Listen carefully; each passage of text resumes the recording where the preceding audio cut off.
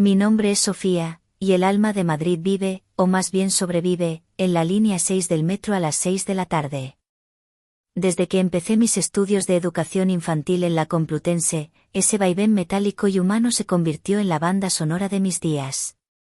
Era un cansancio pegajoso, una rutina de empujones y disculpas a media voz, pero siempre intentaba perderme en mis pensamientos de vuelta a casa, en mi pequeño piso de 4 caminos. Hasta que un día, algo rompió la monotonía. Ya lo había notado antes. Era imposible no hacerlo.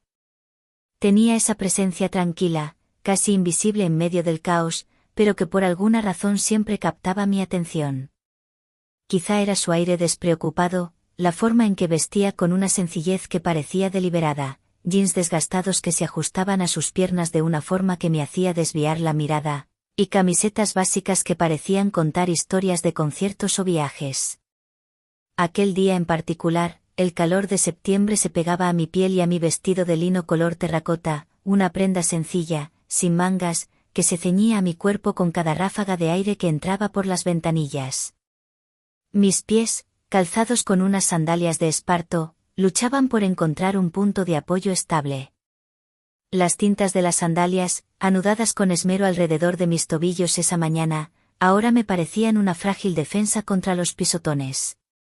Y yo estaba de un humor pésimo. Él, como siempre, estaba cerca. Ya habíamos intercambiado demasiados roces y empujones accidentales en esos pasillos abarrotados. Pero ese día, el vagón estaba absurdamente lleno, un mar de cuerpos apretados. Y entonces lo oí. Un ritmo de guitarra eléctrica, distorsionado y metálico, que venía justo de detrás de mí. Era su móvil. Fue la última gota que colmó el vaso de mi paciencia. Respiré hondo, notando cómo el ligero perfume floral que me había puesto por la mañana se mezclaba con el olor a multitud, y me giré con la mejor de mis sonrisas forzadas. Perdona, dije, elevando la voz para superar el ruido. ¿Te importaría bajar un poco la música? Está algo alta. Él me miró, y por un instante pensé que había cometido un error. Pero no parecía ofendido. Al contrario, sus ojos, de un marrón profundo como el café recién hecho, brillaron con un toque de diversión.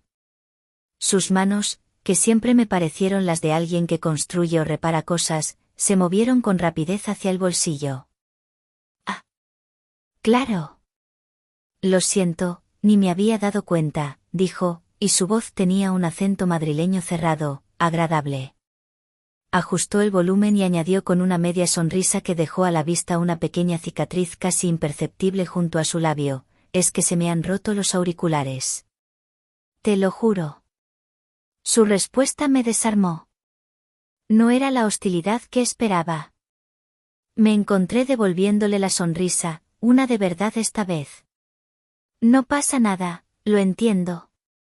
La conversación podría haber muerto ahí, entre el chirrido de los frenos al llegar a la siguiente estación y el anuncio automático de la parada.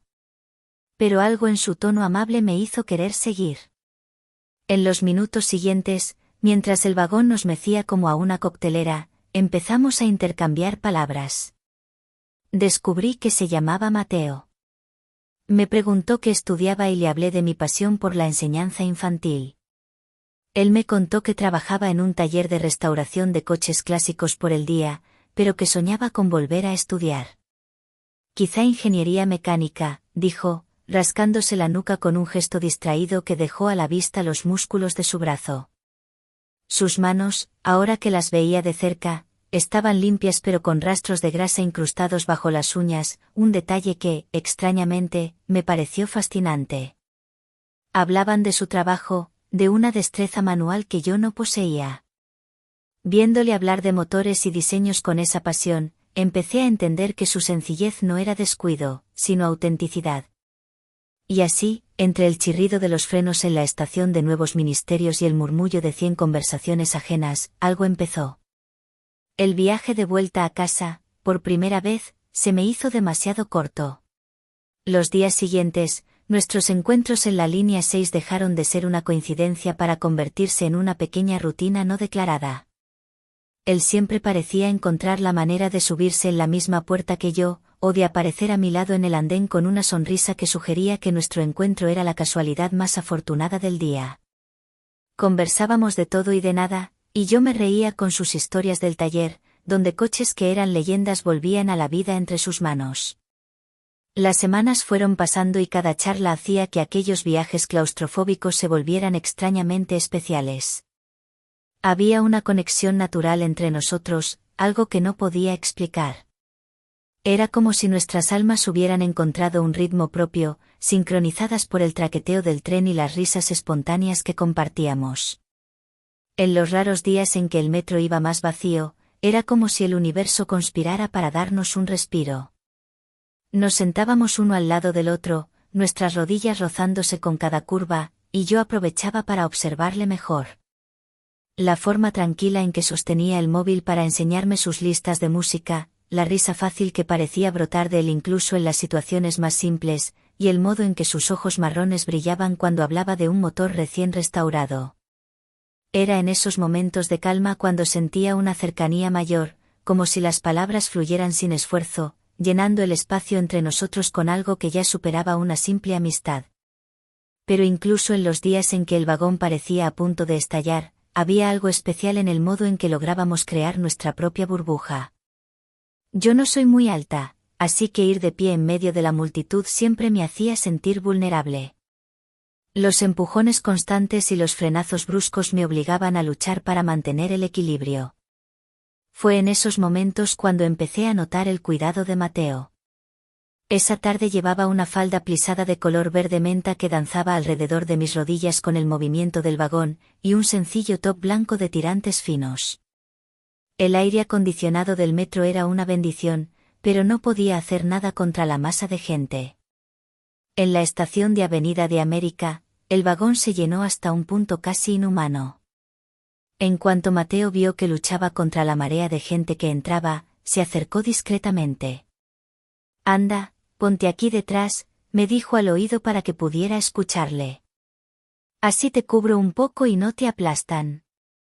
Era un gesto simple, pero cargado de una gentileza que me aceleró el pulso. Hice lo que me dijo, colocándome delante de él. Inmediatamente, se posicionó de una forma protectora, creando una barrera invisible entre mi espalda y el resto del tumulto. Con su brazo apoyado en la barra de seguridad que quedaba justo por encima de nosotros, mantenía una postura firme. Su cuerpo, a escasos centímetros del mío, me protegía. Me sentí segura. Era reconfortante. Podía sentir el calor que emanaba de su cuerpo y percibir su olor, una mezcla de jabón neutro, un toque metálico de su trabajo y algo vagamente limpio y masculino.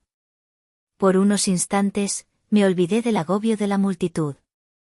«¿Qué pasa? ¿Ahora eres mi guardaespaldas personal del metro?», bromeé una vez, girando un poco la cabeza para mirarle. Él sonrió, con esa naturalidad que siempre me desarmaba. Alguien tiene que proteger a las profesoras de infantil de la jungla urbana, ¿no? Su mirada bajó por un segundo hacia mis pies. Además, con esas sandalias, tengo miedo de que te pisen y me demandes por no haber hecho nada. Me reí, echando la cabeza hacia atrás, y mi pelo rozó su pecho. ¿Demandar? ¿Quién te ha dicho que tengo dinero para abogados? Buen punto, admitió. Bueno, entonces al menos prométeme que no te quejarás más del volumen de mi música. La verdad es que ya ni me importa, confesé en voz baja. Y quién sabe, a lo mejor un día de estos te regalo unos auriculares. Ah, eso estaría bien, rió él. Pero no esperes nada caro. Serán de los de la estación. A pesar de las bromas, sabía que podía contar con él. Mateo tenía una forma discreta de mostrar su preocupación, como si no quisiera llamar la atención. Nunca hubo otro día en particular en que el metro parecía una lata de sardinas a punto de reventar. Era una tarde de lluvia torrencial y todo Madrid parecía haberse refugiado bajo tierra para huir del temporal. Apenas podía respirar, el vaho de las ventanas empañadas y el olor a ropa mojada hacían el ambiente aún más claustrofóbico. Ese día había elegido unos vaqueros oscuros de talle alto y una blusa de seda de color borgoña, una tela que, con la humedad del ambiente, se pegaba sutilmente a mi piel, haciéndome sentir extrañamente expuesta. Cuando el tren dio un frenazo brusco y repentino cerca de la estación de Moncloa, salí despedida hacia adelante. Justo cuando pensaba que iba a terminar en el regazo de un señor con paraguas, Mateo extendió el brazo al instante, sujetándome por la cintura para evitar que cayera. Su mano era firme y cálida, y su agarre, a través de la fina seda de mi blusa, me envió una descarga eléctrica por todo el cuerpo. Estoy empezando a pensar que este metro está diseñado para poner a prueba mi equilibrio, murmuré, tratando de recuperar la compostura. Él mantuvo su mano apoyada ligeramente en mi cintura, asegurándose de que no volviera a tambalearme. Nuestros rostros estaban tan cerca que podía ver los diminutos destellos dorados en sus ojos marrones y sentir su aliento, que olía a menta y a café. Sí, está bastante complicado hoy, respondió, su voz un murmullo grave y cercano. Me sonrojé, pero intenté disimularlo con una risa nerviosa. Cuidado, que un día de estos acabo cayendo encima de ti, le advertí en broma, aunque una parte de mí no lo sentía como una broma en absoluto. Él parpadeó lentamente, y esa media sonrisa traviesa que ya empezaba a descolocarme apareció en su rostro. Se inclinó 1 milímetro más, y su voz sonó aún más baja, casi un secreto entre los dos. ¿Es una promesa?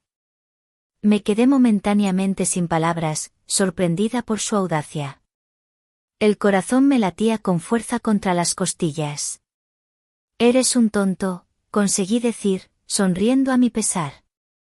Sentí una urgencia repentina de compartir más momentos con él, lejos de este caos, lejos de las miradas curiosas y los empujones. Había algo en Mateo que me hacía sentir ligera, como si el peso de la rutina diaria se desvaneciera cuando estábamos juntos. Aún así, la idea de sugerir algo fuera del contexto del metro me ponía nerviosa. Era como dar un paso más allá de nuestra burbuja cómoda y segura. Aquel día, mientras el tren avanzaba y los pasajeros comenzaban a bajar, el vagón por fin se fue vaciando, dejándonos con más espacio y privacidad. Me di cuenta de que era la oportunidad perfecta para decir algo, pero las palabras parecían atascadas en mi garganta. Le miré, buscando el valor, mientras él guardaba el móvil en el bolsillo y se apoyaba en la barra a mi lado. Tenía que hacerlo. Oye, empecé, carraspeando un poco. ¿Qué te parecería si quedamos un día de estos?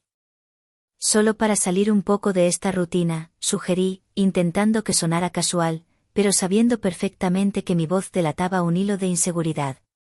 Giró el rostro hacia mí tan rápido que casi me hizo reír. Sus ojos brillaban con sorpresa genuina, y por un instante temí haberme precipitado. Pero entonces, esa sonrisa fácil y confiada apareció en su cara, y supe que había hecho lo correcto. Hecho, respondió sin dudar. ¿Vamos a cenar algo, o al cine? Lo que tú prefieras, profe.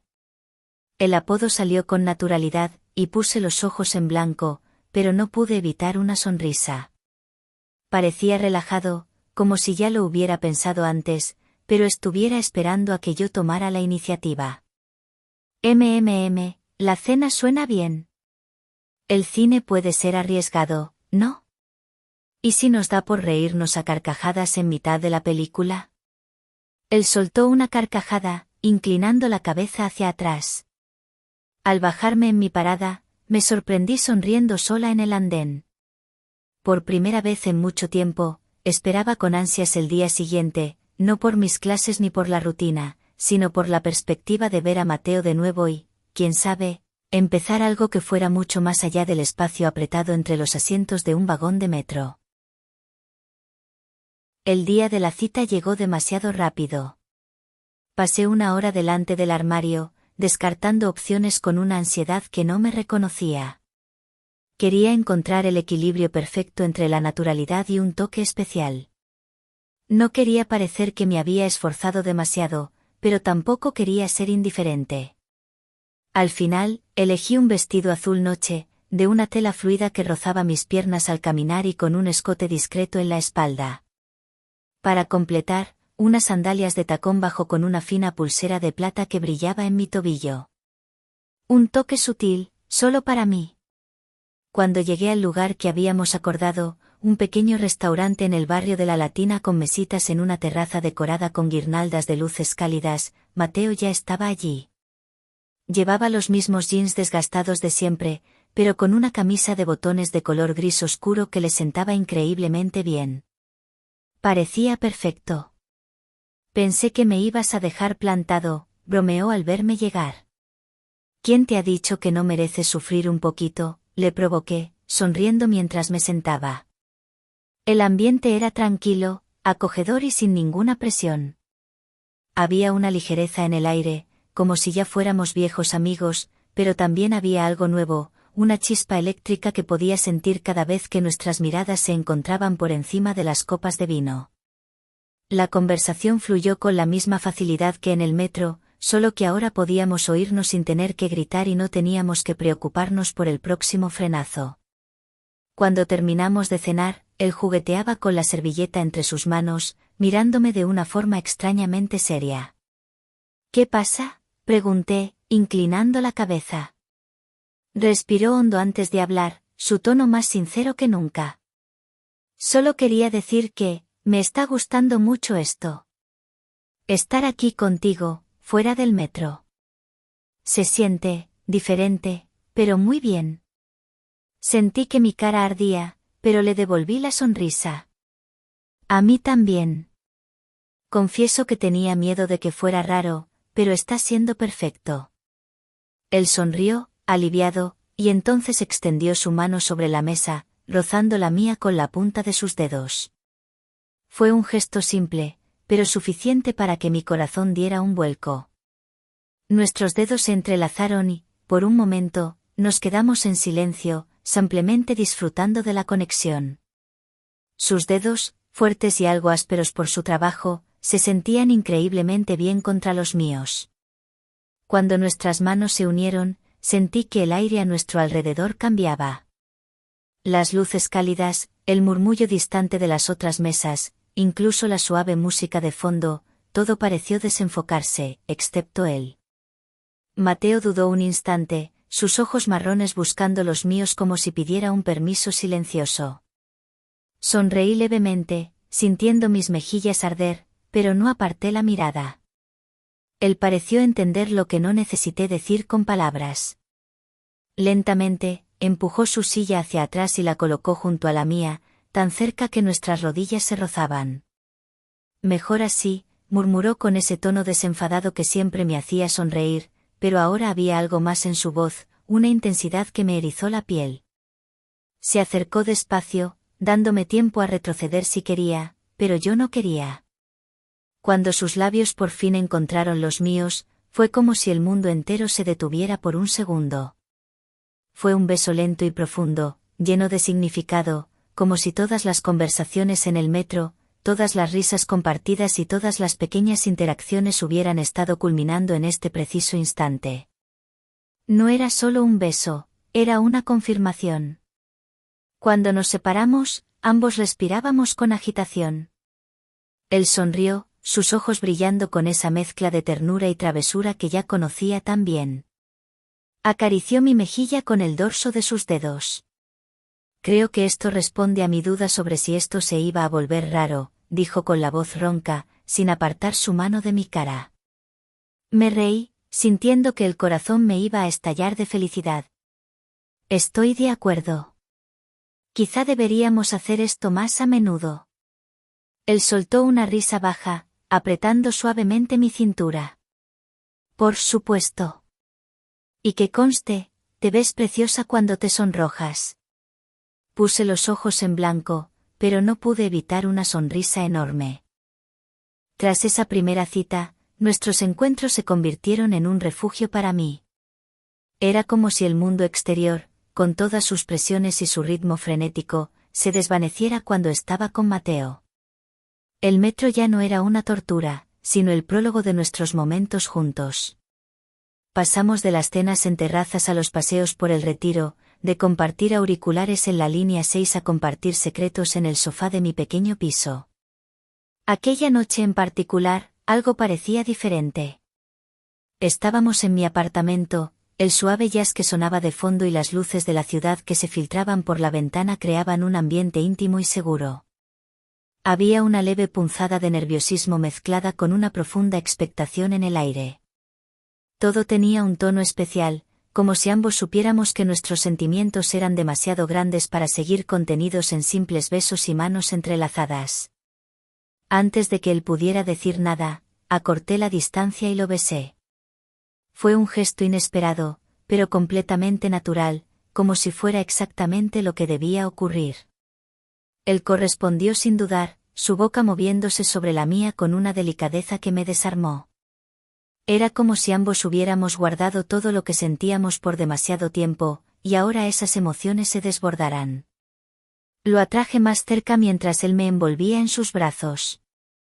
Cada caricia era gentil, respetuosa, pero también cargada de un afecto y un deseo que crecían por momentos.